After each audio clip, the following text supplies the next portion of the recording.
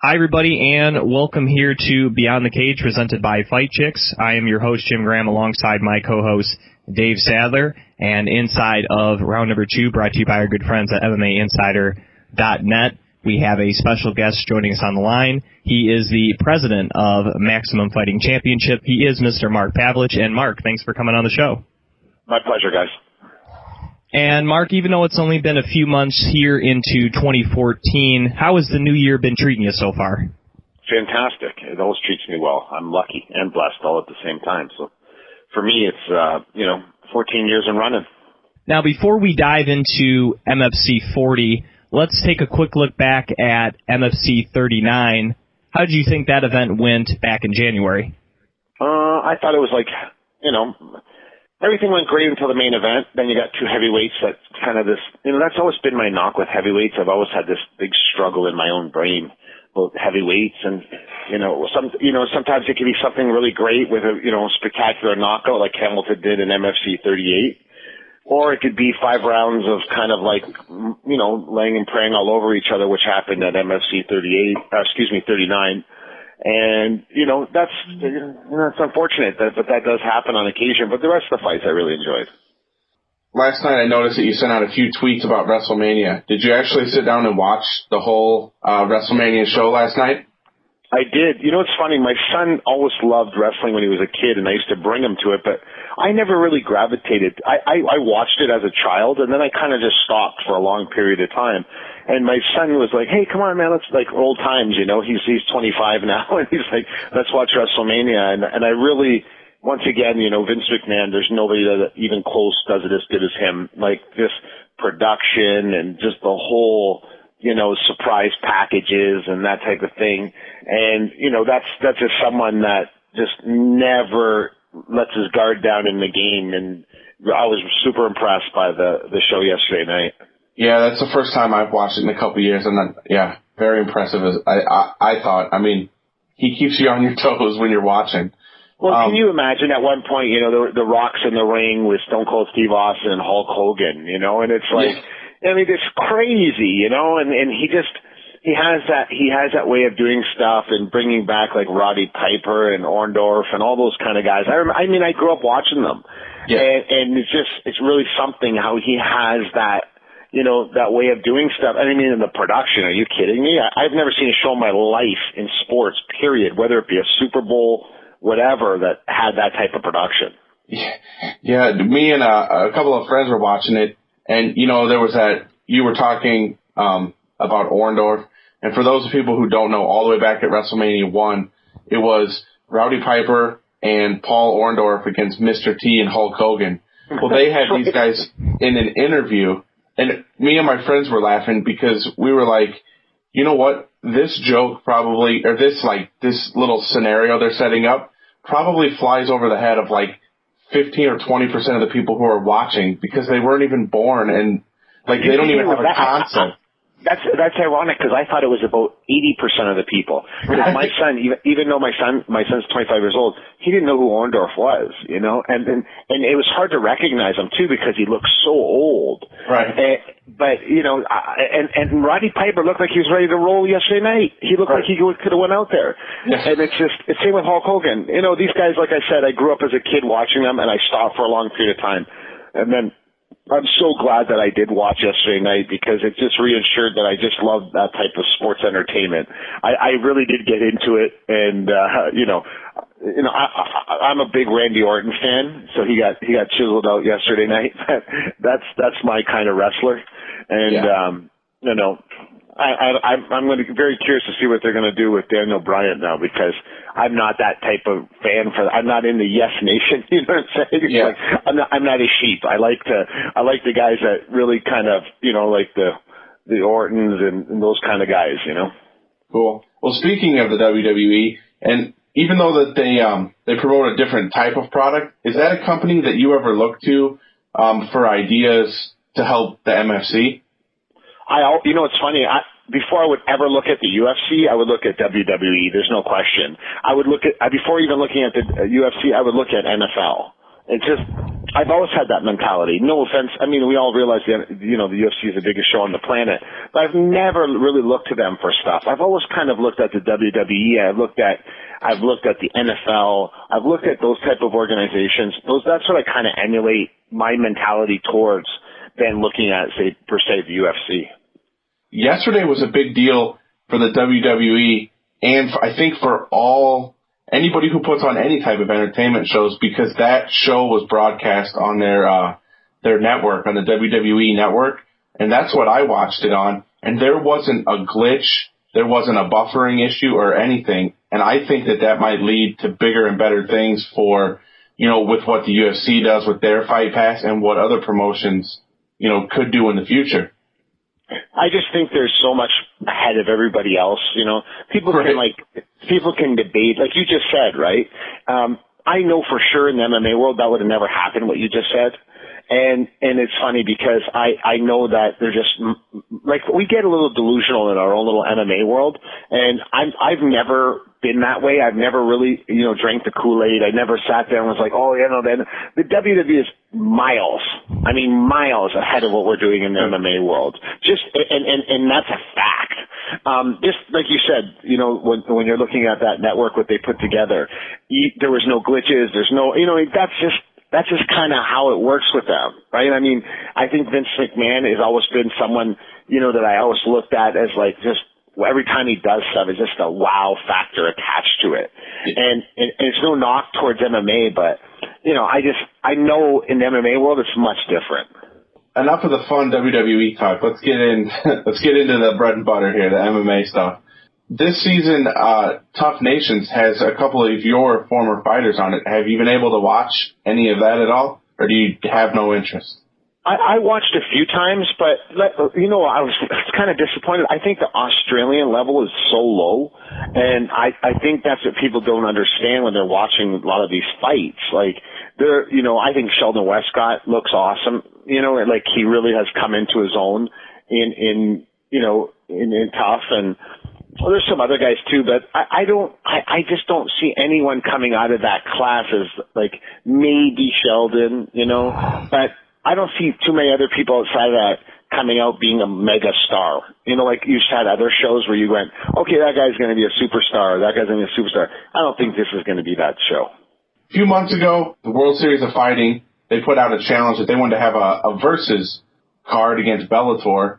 And then Access TV's CEO, Andrew Simon, challenged the World Series of Fighting to a fight series. Did that gain any kind of traction? Do you know anything about that? No, of course not. It didn't gain any traction. I think people like World Series and things like that, they should concentrate more on like paying their fighters on time and like actually that type of thing than trying to do what they're doing. It's like, I don't know, man. I guess in America, people deem, who's got the better show by who can like yell the loudest on their, see, I gauge it by who's lasted the longest, who's made actual money in the sport of MMA. I guarantee you that show hasn't made $1 in MMA. I guarantee it. I would bet the MFC that they have not made $1 in MMA. And that's what people, I don't know, maybe it's an American thing. I don't know. Are you guys in the States? Yes. Yeah, it's an American thing. I love America, so please don't get me wrong. But it's an American thing, right? People look and go, oh yeah, World Series and all Bellator, all these shows. And I'm like, listen, with the amount of money Bellator has, if MFC had the same money, we would be legitimately the number 2 show on the planet, and our show would look 50 times more slick than it already does.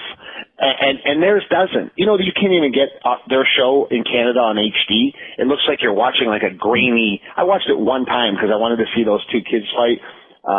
What's his name? Alvarez and the other kid. And that's it. It's like, I never have watched your show besides those 2 guys fighting. And it was like super grainy. And I was like, this looks horrible. And I just got agitated when I was watching it.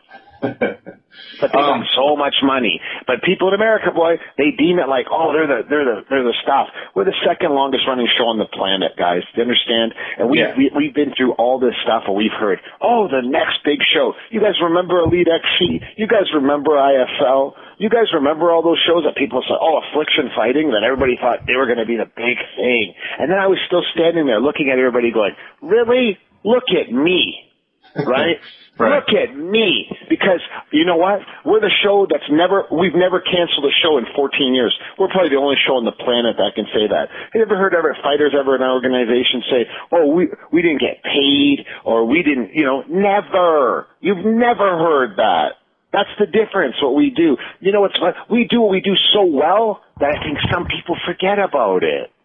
Yep, it's just a constant that they know is going to be like on Access TV, and they kind of look at as they look a gift horse in the mouth. They know it's going to be there. They know it's going to be a strong show. And I think sometimes people are just like, oh, well, I'm just going to tune in. I know it's going to be there 40 times in a row. You're right, though, but it's almost like maybe we should cancel a few shows. Maybe we should cause some stupid controversy like that, because we don't do that, right? I mean, right. That show that you mentioned earlier, the baseball show, they came to my city. They didn't pay half their fighters. Half.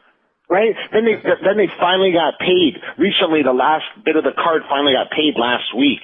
But they were like, people's checks were bouncing and other things like that. Why didn't people hear about that? I mean, I heard about it. I had 10 fighters call our office and say, how does that happen? I'm like, I have no clue. Right? Because we've never done anything like that. That's not even something that we can understand. Right. But people sit there and talk crap about us. What are you going to talk crap about us about? That's what I'm trying to ask people all the time. What could you say? Oh, they've employed 9 gazillion fighters. Oh, they've made unbelievable champions. They've created their own fighters for their own brand of MMA. Oh, they're the show that never bowed down to the UFC, but they realize the UFC is the biggest show in the world, but they never bowed down to them. They've tried everything in their power not to be like them. We fight in a ring, not in a cage. We wear red gloves, not black gloves. There's no mention on our website about that organization like everybody else. I mean, it's ridiculous. It's absolutely insane that people, the rest of the shows all in the world, they all try to be like them. And we've been the opposite. We acknowledge that they're the best show in the world, but we've never bowed down. And that's other people, that makes them mad. But I've been here the second longest, so these other people can't understand the mentality that our family has in this industry. Well, let's get to something a little more here and now. We'll talk about MFC 40 a little bit. Before Jim's going to get into a few more of the fights, but before we get into that, you've got your Punch the Vote campaign. Can you let the fans know a little bit about what all that entails? Oh, I'm going to be that promoter that tells you the truth and says, hey, guys, we really care about what the fans say, but we really mean it, right? So we mean it so much that we want you to pick the order of the show. We have 3 world titles going on that night on May 9th at the Shaw Conference Center in Edmonton, Alberta, Canada. And we have 3 title fights, and we let the fans pick the order of the fight. And you could either go on Twitter at Maximum Fighting, or you can go to our Facebook page, Maximum Fighting, and you can vote who you want, what order you want the fights to be in. Looking at that campaign, this is now the second time you'll be doing this where fans get a chance to vote on the main event for one of your cards, Mark. And was it a no-brainer to bring around for round number 2? Yeah, because the first time the response was insane. There was just so many people that voted. And it was funny because, 3/4 of the UFC was voting on what order they wanted the show in, so I thought that was pretty funny. And because you have such cool guys on the show. I mean, let's be honest, Anthony Burchak at 135, I mean, not just that he's a great fighter, not that he's a great ambassador for the MFC, but he knows how to sell a fight, which is rare in the mixed martial art business.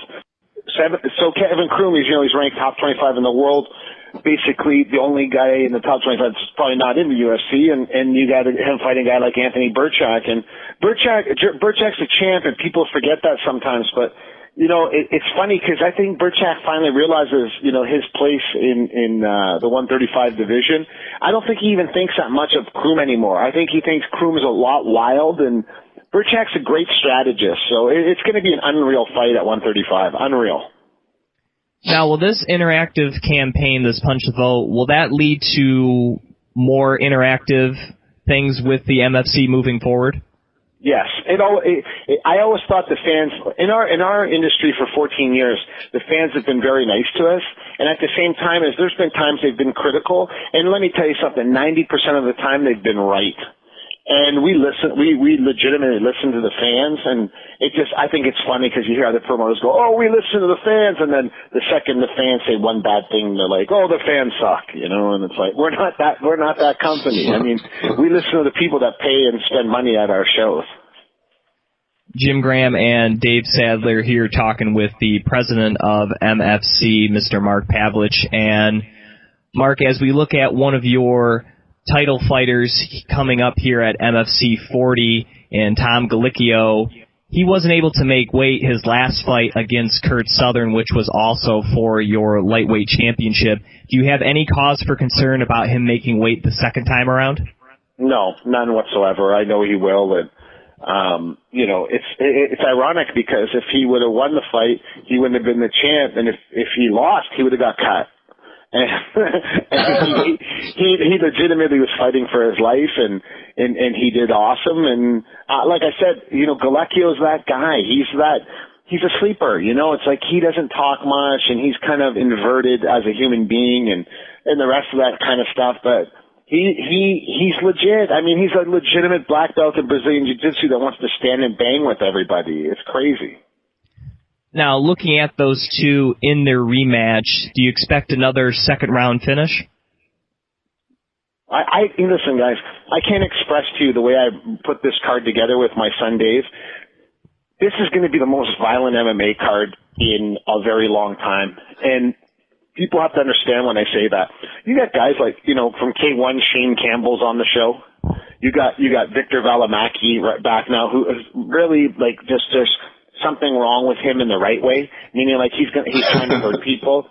Go look at Bill Wilder too, the guy that he's fighting. Look into him, Look at Wes Swafford against Sam Alvey. I mean, Sam Alvey's never been knocked out. He's beat some awesome guys in the MMA world. He's the current middleweight champ. And the reason why we put Wes Swafford against him, because Wes Swafford, no one's going to shoot for a takedown in this fight. It's going to be like watching K1 with 4-ounce gloves on. And once in a while, we all do want to see a fight like that, don't we? Deep down, we all want to see it. The fans want to see it. A kickboxing match with 4-ounce gloves on. And that's what you're going to see with these two guys. And then, of course, you have Kroom and Burchak. And, like I said, this card is going to be off the charts. I mean, people use the term stacked. We have to come up with a new term. This isn't stacked. This is just outrageous what's going to happen. I know what's going to happen. And speaking of that Swafford and Alvey fight, combined 21 knockouts between the two. Is that what you expect to see before the bell rings at 25 minutes? One of these two gentlemen will be lying unconscious on the canvas? Someone will be lying extremely unconscious on the canvas, and someone will be at the after party. Bet on it right now. I'm telling you right now, that's exactly what's going to happen in that fight. If it goes 5 rounds, it will be an absolute mess. You probably they better pray that for Punch the Most that they're the main event, because I don't think you'll be able to go in the ring after that fight. I really don't. I don't think there'll be any chance that you could physically fight with the mess that they're going to leave behind after that fight. Hey, Mark, does that mean when somebody puts the title around them that it won't be you? You'll be standing on the outside letting somebody else go through that bloody, slippery mess? No, listen, man, I go through the trenches. I have to put the belt on the guys when they win. That's the only time I ever want to be in the ring. I'm not the promoter that always hangs around in the ring. I don't like it. I'm not comfortable there. I like it when the guys win, and, I'm very proud of them, and it's a big deal to me, and it's a big deal to them when they win the belt, and that's why you see lots of times guys, they're crying when they win the Maximum Fighting Championship, because it's a really big deal. I wanted to ask you a little bit about Kevin Kroom here, Mark, and he hasn't fought for your organization before, so I was just wondering kind of your thought process on giving him a shot at your title, even though he hadn't fought for you previously. Well, on occasion that happens, but you have to have the criteria to do it. For example, like Kroom, he's won 9 fights in a row. He was on a streak of finishing, guys one after one. That's the difference with what we do. You have to find someone that's truly worthy to have the belt or to even fight for the belt. And that's the difference between what we do and others do. And with that said, what do you think will happen with Burchak and Kroom on May 9th? I think people are in for a humongous treat. You know, in the United States, it's live on Access TV, your home for MMA, and I really think that people, I mean, Kroom's 27th in the world, 26th in the world right now, and Burchak takes great offense to that. Burchak looks at that like he's been looked past. Burchak's like 50-something, and Burchak's the champ, but he truly believes that it's his destiny, that he should be 25th in the world. That's his mentality, right? And so you have a bitter champion fighting a guy that has won 10 in a row, I think it is, and most of them all by submission. So what do you think is going to happen? You have two extremely stubborn people fighting each other in the ring. It's going to be a mess. I'm telling you guys, like, I sound like such a promoter on this show finally after 14 years. I legitimately sound like a fight promoter because I'm super excited about what's about to happen on May 9th. And let me tell you something. If you don't have Access TV, get Access TV, and you'll see for yourself. You'll see for yourself why I truly believe that we're the number, 3 brand of MMA on the planet. You know, everybody's website should say, okay, you can have those other shows' names, but you should say in bold lettering, Maximum Fighting Championship, the little engine that could, Rocky V, we are the Daniel Bryant of MMA. And that's what people don't understand. We are the yes movement, right? Because people don't understand. We're you, man. We're the people, we're the ones, we don't have billions of dollars behind us. We're a family business, second longest running MMA show in the world. Okay, guys? We've gone through, I can't even explain to you the kind of stuff we've gone through in 14 years, and then we're still standing here on top of the mountain. Largest show in Canada, second longest running in the world, and it's like, how can't you be excited? We're that story. I'm telling you, I can't even believe I just compared this to Daniel Bryant, but we are that Daniel Bryant. We're the 200-pound, we're that small, we're not the Brock Lesnar, we're not, the big show. We're that small show that just keeps rising above the things that we do. Look at the people that have fought in our organization over the past 14 years, the Paul Daly's, the Tallis Ladies, the Jason McDonald's. I mean, it's crazy. It's like the list is gigantic. Half the time people tell me, oh, do you remember when he fought for you? Or do you remember? I'm like, no, I don't even remember. Like, that's how many unbelievable fighters over the years have fought for us. Ben Henderson fought for the MFC. He is the president of the MFC, Mr. Mark Pavelich. Follow him on Twitter, just his name, @MarkPavelich. And once again, Mark, thanks for coming on the show. We really appreciate it. And Dave and I are definitely looking forward to MFC 40 coming up on May 9th. Guys, grab your popcorn and Heineken and enjoy. Hey, Mark, before you get out of here, can you give us a couple of yeses for the yes movement, or no? Yes! Yes! Yes! Thank you, sir. Thanks, fellas. Well, once again, as I said, he is the president of the Maximum Fighting Championship, Mr. Mark Pavelich, and you heard him right here.